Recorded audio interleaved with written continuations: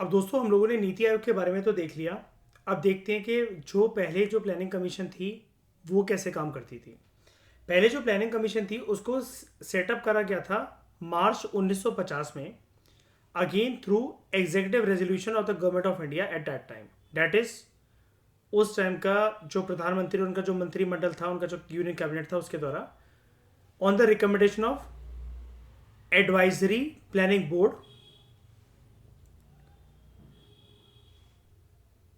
जिसको कॉन्स्टिट्यूट करा गया था 1946 में under the chairmanship of mister K C Neogy. K C नियोकी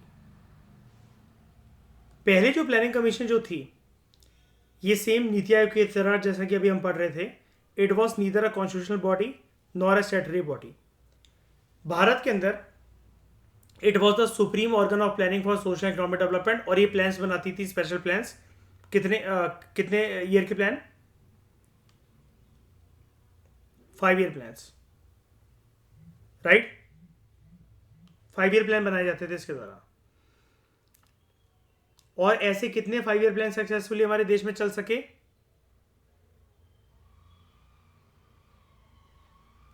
12।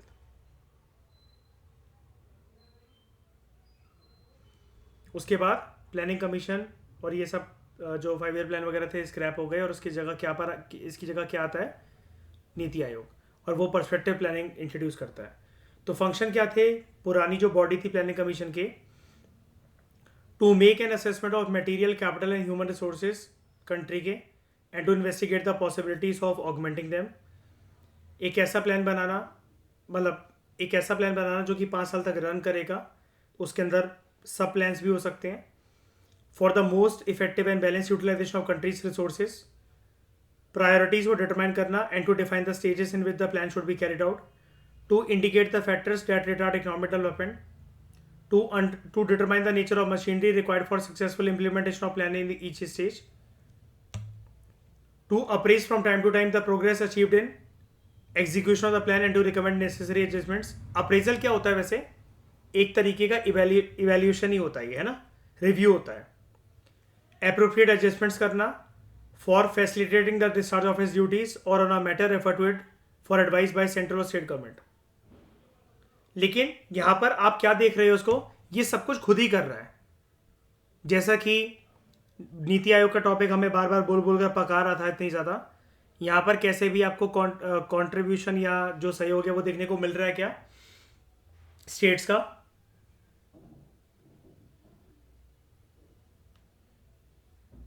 नहीं, ऐसा नहीं है। ठीक है।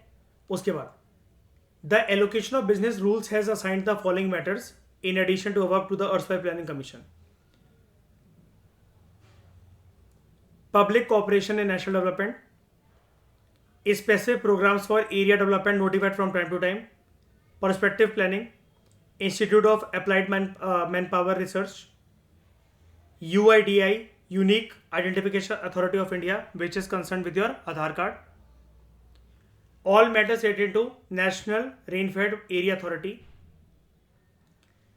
पहले जो नेशनल इंफॉर्मेटिक्स जो सेंटर था NIC, it was also under the erstwhile planning commission. Later it was brought under the Ministry of Information Technology। पहले का जो प्लानिंग कमीशन था, it was only an staff agency, एक एडवाइजरी बॉडी के तौर पर वो सर्व करती थी वो body, and it had no executive responsibility. It was not responsible for taking and implementing decisions. ये सारी की सारी रिस्पॉन्सिबिलिटी केंद्र सरकार और राज्य की सरकारों के पास होती थी। और राज्य की सरकारें भी बहुत सारे उन प्रोग्राम्स को इम्प्लीमेंट करती थी जिसकी डायरेक्शन केंद्र सरकार से आई हुई है। बात करें कॉम्पोजिशन की, the following points can be noted in the context of the composition membership of the erstwhile planning commission. Bharat के प्रधानमंत्री चेयरमैन होते थे इस कमीशन के। ही और she presided over the meetings of the commission. Commission के अंदर प्राइम मिनिस्टर हैं चेयरमैन। कमीशन के अंदर डेप्यूटी चेयरमैन भी होते थे। ही और she was a de facto executive head, that is full time functional head of the commission. Plan को फॉर्मुलेट करना और 5 ईयर प्लान का ड्राफ्ट जो है कैबिनेट सेंट्रल कैबिनेट को देना, ये इनकी रिस्पॉन्सिबिलिटी होती थी। इनको अपॉइंट करा जाता था सेंट्रल कैबिनेट के द्वारा एक फिक्स टेन्योर के लिए, और कैबिनेट मिनिस्टर की रैंक एंजॉय करते थे। हालांकि कैबिनेट के मेंबर नहीं थे, लेकिन इनको बुलाया जाता था सारी की सारी मीटिंग्स में, क्या कहते हैं, इनवाइट करा जाता था अटेंड करने के लिए, but without a right to vote.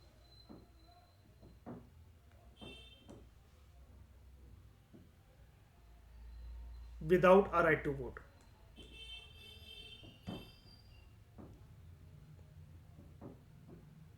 कुछ जो सेंट्रल मिनिस्टर्स जो थे, इनको अपॉइंट करा जाता था as part time members of the commission.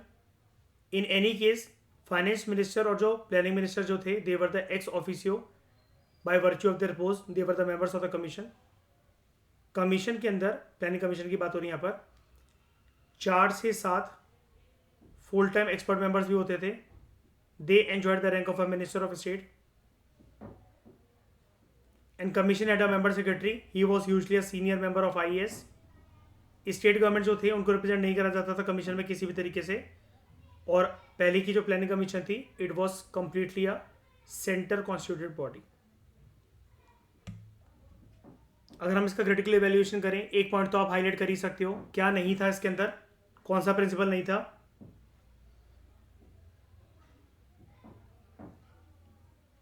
कौन सा प्रिंसिपल नहीं था? कोऑपरेटिव फेडरलिज्म का, है ना। जो पुरानी प्लानिंग कमीशन थी, इसको ओरिजिनली स्टैब्लिश करा गया था एज अ स्टाफ एजेंसी, जैसा कि अभी हमने ऊपर पढ़ा, जिसका सिर्फ एडवाइजरी रोल था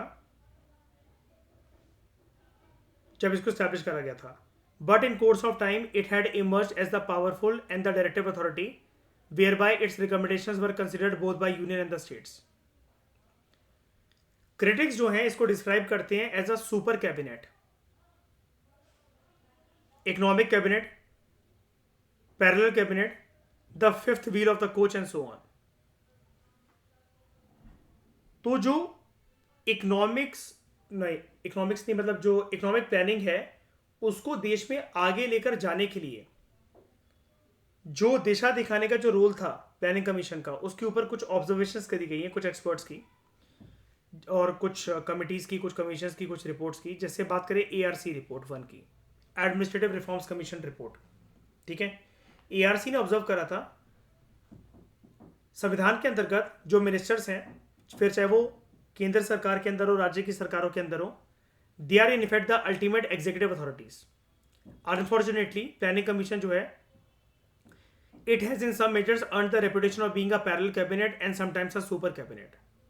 जब कैबिनेट एक जो है जनता के द्वारा चुने गए जो लोग हैं, जब वो चला रहे हैं देश को, तो अर्थव्यवस्था को देखने के लिए एक अलग से बॉडी क्यों है, जो कि जनता के बाहर, जहां पर जनता की तो छोड़ो, राज्य की सरकारों की भी प्रॉपर तरीके से एक पहुंच नहीं है, पकड़ नहीं है उस बॉडी के ऊपर।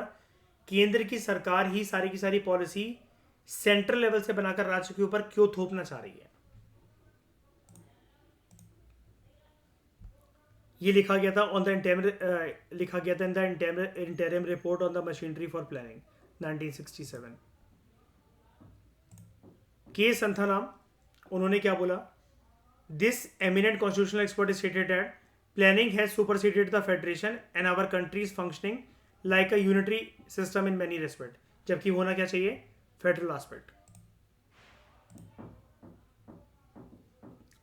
ये बोला गया था के संथानाम के द्वारा in the union state relations in India. P V Raja Mannar जो कि चेयरमैन थे 4th फाइनेंस कमीशन के, he highlighted the overlapping of functions and responsibilities between the erstwhile planning commission and finance commission in the federal fiscal transfers। Federal fiscal transfer मतलब क्या? Central level से जो पैसे आएंगे और जो कि राज्यों तक जाएंगे, राइट।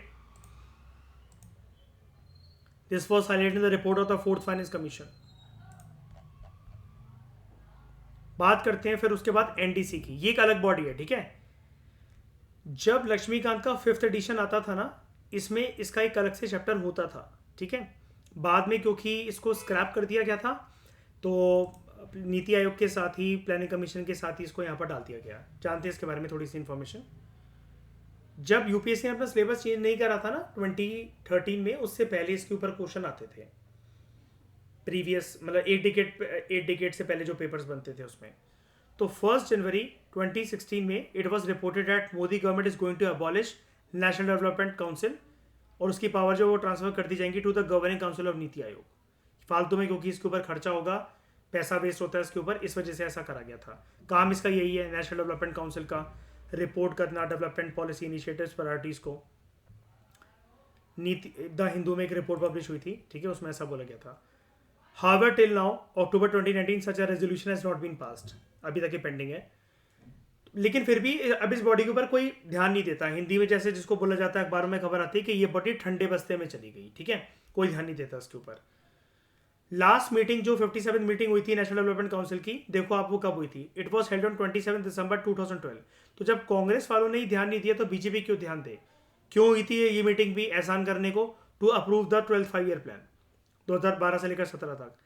नेशनल डेवलपमेंट काउंसिल को स्टैब्लिश करा गया था अगस्त 1952 में on the similar grounds like planning commission by an executive resolution of the government of India on the recommendation of first 5-year plan. तो like the erstwhile planning commission, ये ना ही constitutional body है ना ही कि स्टैट्यूटरी बॉडी है। Sarkaria commission on the central state relations, it recommended that national development council should be given a constitutional status under article 263 of the constitution and should be renamed as national economic and development council, ऐसा Sarkaria commission ने बोला था। बात करें इसकी composition की, national development council के अंदर कौन कौन होता है?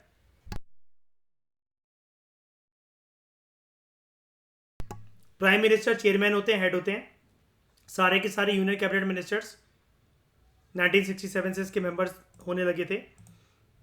1967 से पहले only selected cabinet members like home minister, finance minister, defence minister, external affairs minister, ये मेंबर्स हुआ करते थे नेशनल डेवलपमेंट काउंसिल के। लेकिन बाद में कीवर्ड क्या है यहाँ पर? All union cabinet ministers. फिर chief ministers of all the states, chief ministers और administrators of all union territories, members of the planning commission now NITI Aayog. जो सेक्रेटरी होते थे प्लानिंग कमीशन के, जो अब नीति आयोग है, he or she acts as a secretary to the National Development Council. NDC is also provided with administrative and other assistance for its work by Planning Commission, NITI Aayog. Objectives की बात करें, national development council it was established with the following objectives. States का corporation secure करना in the execution of the plan, यानी कि physical federalism का principal, cooperative federalism का जो प्रिंसिपल है वो हाईलाइट यहाँ पर करा गया था। लेकिन ये लगता है आपको ये पूरा हो सकता है? लास्ट मीटिंग 27 दिसंबर 2012 ऐसे सिक्योर करा जाएगा कॉपरेशन स्टेट्स का? To strengthen and mobilise the efforts and resource of the nation in the support of the plan, common economic policies जो इनको प्रमोट करना, and to ensure balance and rapid development of all parts of the country. Functions की बात करें, इन सारे objectives को realise करने के लिए नेशनल डेवलपमेंट काउंसिल जो है it is assigned with the following functions. Guidelines prescribe करना कि कैसे नेशनल प्लान प्रिपेयर करा जाएगा।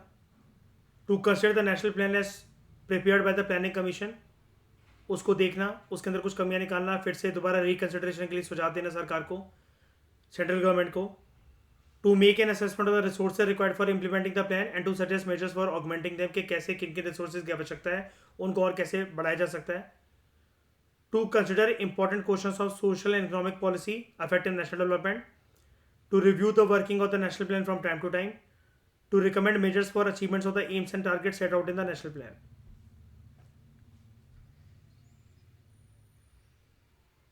ड्राफ्ट 5-year प्लान जो होता था जब भी वो प्रिपेयर करा जाता था प्लानिंग कमीशन के द्वारा, it is first submitted to union cabinet. इसके अप्रूवल के बाद वो हमेशा एनडीसी के सामने रखा जाता था for its acceptance. Then the plan is presented to the parliament with its approval, it emerges as the official plan and is publish in the official gazette. तो देयरफॉर एनडीसी जो है it was the highest body, मतलब in terms of review of the plan, below the parliament, responsible for policy matters with regard to planning for social economic development. लेकिन बात वही है, ये भी नीति आयोग की तरह, प्लानिंग कमीशन की तरह एक एडवाइजरी बॉडी ही थी to the planning commission, and its recommendations are not binding. ये अपनी रिकमेंडेशन दिया करती थी सेंट्रल गवर्नमेंट, स्टेट गवर्नमेंट को, एंड इसके ऊपर एक वो थी, एक रूल बनाया गया था, it should meet at least twice every year. बात करें अगर इस बॉडी के क्रिटिकल इवैल्यूएशन के ऊपर, the first and the foremost function of NDC is to act as a bridge and link between the central government, the state government and the planning commission, especially in the field of planning, coordination लेकर आना policy and programmes of the plans, और ये इस चीज़ में काफ़ी successful भी रही है बॉडी। लेकिन बात वही है कि नीति आयोग वाले ही फंक्शंस ये परफॉर्म करती जा रही थी बॉडी, तो इसका कोई मतलब था नहीं है सच, ठीक है। Besides, it has also served as a forum for center-state deliberations on matters of national importance, and also as a device for sharing responsibility between them in the federal political system. अब इसकी working के ऊपर ना अलग अलग views आते हैं। एक हाथ पर कहा जाता है it has been described as a super cabinet due to its wide and powerful composition. इसकी रिकमेंडेशन लेकिन फिर भी एडवाइस ही रही, बाइंडिंग नहीं रही, and they can hardly be ignored as they are backed by national mandate. मतलब सरकार जो है जब वो बनाई इसी चीज़ के लिए रही है, तो वो क्यों इग्नोर कर देगी, इसकी बातों को। लेकिन अब वही वाली बात है, सेंट्रल गवर्नमेंट की बॉडी है, सेंट्रल गवर्नमेंट को ही देखना है उस टाइम पर। ये प्लानिंग कमीशन की एरा की बात कर रहा हूँ मैं, कि कौन से प्लानिंग को इम्प्लीमेंट करना है, कौन से प्लानिंग को इम्प्लीमेंट नहीं करना है, और सेंट्रल गवर्नमेंट का काम भी आसान करके दे रही है बॉडी, तो सेंट्रल गवर्नमेंट जनरली इसकी बातें मान ही लेती थी। On the other hand it has been described as a rubber stamp on the policy decisions, जो कि ऑलरेडी यूनियन गवर्नमेंट ले चुकी है, ये बस थप्पा लगाने का काम कर रही है। नाम ये हो जाता है कि केंद्र की सरकार को मंजूरी दे दी है इसने, जबकि केंद्र की सरकार के ऑर्डर्स के बेसिस पे ही जो ऑलरेडी वो कर चुकी है केंद्र की सरकार, ये उसको बस हाँ में हाँ करके हामियां भर रही है उनकी पॉलिसीज के ऊपर, उनके इनिशिएटिव्स के ऊपर। तो this is mainly due to the Congress party rule both at the centre and the states for a long period. याद है वन पार्टी डोमिनेंस, चैप्टर 2 मैंने आपको दिखाया था पोस्ट इंडिपेंडेंस से। तो due to the emergence of regional parties in various states, NDC जो है it is steadily acquiring its federal character and thus providing a greater state to the states in the preparation of national plans. लेकिन ये सिर्फ कहने के लिए, अब इस बॉडी का कोई रोल नहीं है, शांत पड़ी हुई है बॉडी।